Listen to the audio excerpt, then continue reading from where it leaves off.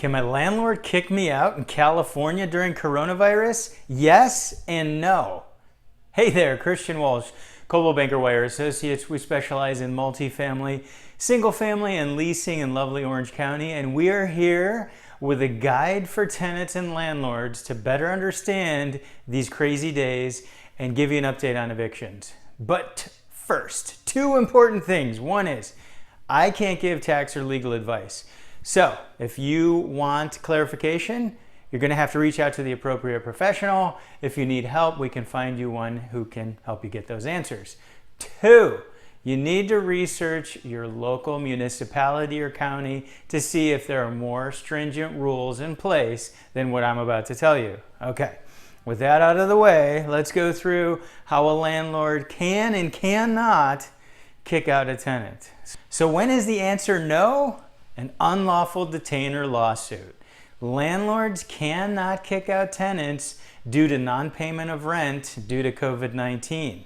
So Newsom extended this executive order with N7120. He extended it through September 30th, and this specifically says that tenants cannot be kicked out due to non-payment of rent due to COVID-19.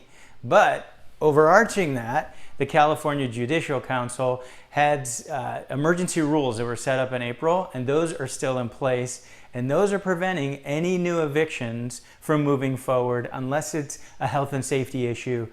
For example, if a tenant sets up a meth lab in a unit, that's an extreme health and safety issue, and they can be evicted. Essentially what this says is, this Judicial Council says is the court can't issue a summons. So the unlawful detainer lawsuit can't begin. Now this regulation, this special rule is in place for 90 days after Newsom declares the state of emergency over. And we have no idea when that's going to be. And I will tell you, there are some lawsuits, some landlords are trying to sue the Judicial Council to get this rule removed. But as of right now, no unlawful detainer lawsuits can move forward for non-payment of rent. The only reason they can move forward is if there's a health and safety issue. So when can a landlord get you out? When your tenancy is being terminated because you're month to month, or you're coming up on the end of the lease. But there's very important steps. There's very important things that need to happen to make sure that this is given lawfully. So thank you to Yasun on YouTube for asking this question. It's a very important question. I hope this clarification helps. So the first thing is AB 1482.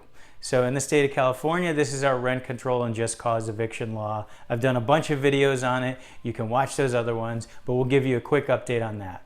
The property is either going to be subject to or exempt from the law. If it's a triplex, a non-owner occupied duplex, or bigger than a triplex, and older than 15 years old, it will be subject to AB 1482. Now what this means, that there's a much smaller list of reasons that a tenancy can be terminated. So for example, the owner has to be doing an extensive remodel, a relative has to be moving in, or it could be removed from the market as a rental. So there's a very specific list of reasons it can be terminated. Now if it's exempt from AB 1482, the landlord can get you out for essentially any reason. Doesn't have to have a reason, doesn't have to tell you any reason. So this would be condos, townhomes, and single family homes. But there's a very important caveat to this. In order for a landlord to maintain the AB 1482 exemption, if you are a tenant who came in July 1st, if your tenancy started July 1st, 2020 or after, you have to be given a certain disclosure when you sign your lease. If you were in place before then, so if you've been living there a couple years now, the owner has to give you the AB 1482 disclosure by August 1st, 2020, or the owner will lose their exemption and it will be subject to AB 1482. So this is very important. Technically, it's better for tenants to be under AB 1482 because it's much stricter, the ways that you can be asked to move out. Okay, so that's important. AB 1482 is a big important first thing. The next thing is that notice has to have the proper language. And by proper language, Civil Code 1946 stipulates that it says the following about personal property. I'm showing you right now.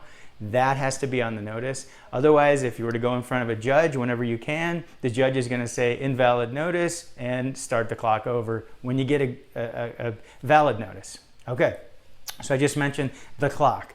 So if a tenant has been in a unit less than a year, a 30-day notice is sufficient. If a tenant has occupied a unit for more than a year, it needs to be a 60-day notice. And if the tenant is on Section 8 or other subsidized housing, it needs to be a 90-day notice. So those are the other important things. Make sure that the appropriate time is given on the notice or it will invalidate it. All right? So we've answered your questions. It's probably going to bring up more questions. Leave them in the comments below. And when you leave your comments, please don't put any specific information about your situation. Feel free to reach out to us through DMs or privately to discuss. If we can't answer it, we'll find the appropriate professional who can. All right, Christian Walsh, Coldwell Banker Wire Associates. Stay happy and healthy out there, and we'll keep the content coming.